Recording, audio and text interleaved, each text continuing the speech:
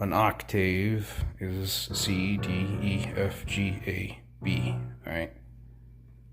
C sharp, D sharp, F sharp, G sharp, A sharp. D flat, E flat, G flat, A flat, B flat.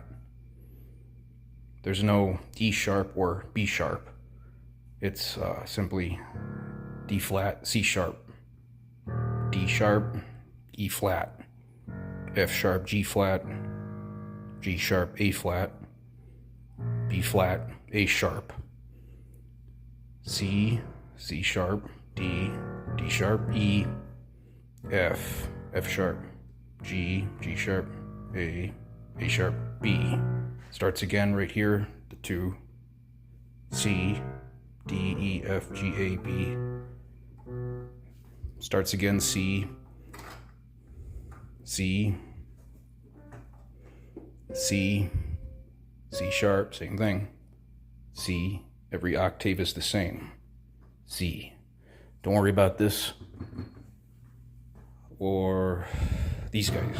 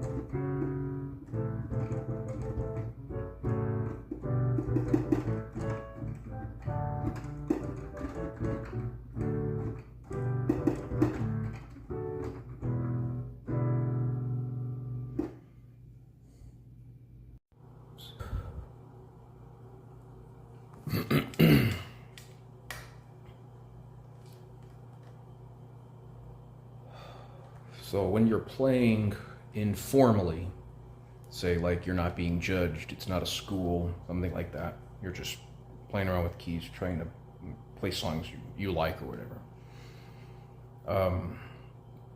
You know the length of each note, like the duration. You can play it out in your head, the lyrics, like what I did with the little Titanic song, right? So otherwise, if you're gonna learn sheet music, that's a whole nother field. It's more like the formal stuff. And then I'll maybe make an extension of this just to kind of give a little basic outline of sheet music and whatnot. But at first, when you're playing, trying to learn how to play different, you start with your right hand, obviously. You know, it's not on, but as I showed, try not to move your arm when you're holding the Then if you have, then you readjust. All right, all that. Then to learn the left hand, like I said, right hand and left hand go into the 2 octaves, 3 octave, go over here with your right hand, your left hand maybe is over here. Play it around, keep those drills going. So you're playing the same notes. Each octave's, then you might be, if you're trying to do something like your left hand is playing a different set of keys from what the right is doing, that's probably the trickiest part of learning the piano. At first it's even like, this is impossible, but remember, it's a machine. It's people push, you're like pushing buttons, it's all one motion. And when the song, if you're playing something, you play all the way through, it becomes one button. It's just one sweeping motion. So you're going to be without impulse, and you're supposed to just kind of has to be as smooth as possible. Forgive us our trespasses. And when you're training, of course, the more you train, the better you get. Then you want to include pieces that are difficult, too hard for you, and also things that you can play. So that way you're getting the fundamentals, you're building a foundation. And it's not so much about let's say what you want to be is you're like an organism, and the energy field is those building blocks are moving into place and position, and so you want to incorporate speed, intensity, accuracy, of course. But instead of thinking like, you have to redo it because you made a mistake, if you're going to be practicing something for hours, like a whole bunch of different songs, pieces, whatever you have in your arsenal, if you're going to be redoing everything because you made a mistake in one, you're missing out on a lot of training time. Just let those gaps will fill in.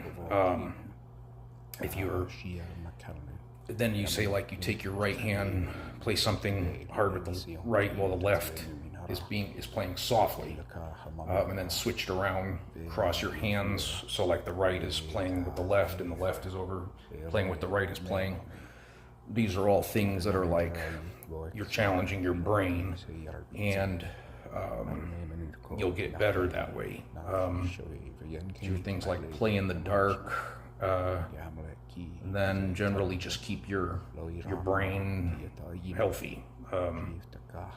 Read, study, minimize addictive tendencies. That might be kind of like religion there, but so I don't know. I hope this is a good start. For anybody who just doesn't know where to start. Now, finger placements, they say like, the schools are more like what demand that, and it's dogma. There is no physical property known in the universe that dictates that we have to place our fingers in a certain way. We all have different structures, bone, all that.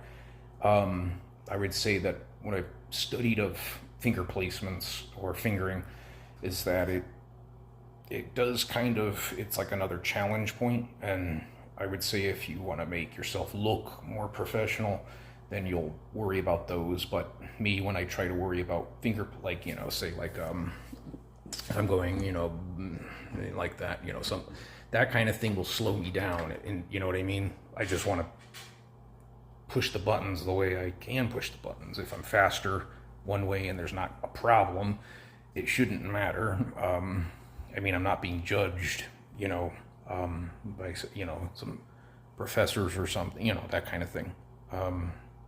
I hope I don't sound stupid. That's very controversial, but I'm pretty sure intuitively I kind of just I can't help but believe that. So yeah, you can study all like the sheet music, finger placements and stuff, and that will be like your regiment if you're going to learn how to do this.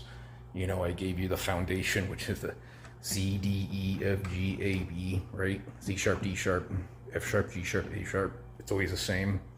And then note length, that's just going to be... The key, of course, is that it doesn't matter what nothing's supposed to, like, you know, when somebody says, does it make sense compositionally? Or if it sounds good, then it works. That's kind of like the ultimate truth of music. All right.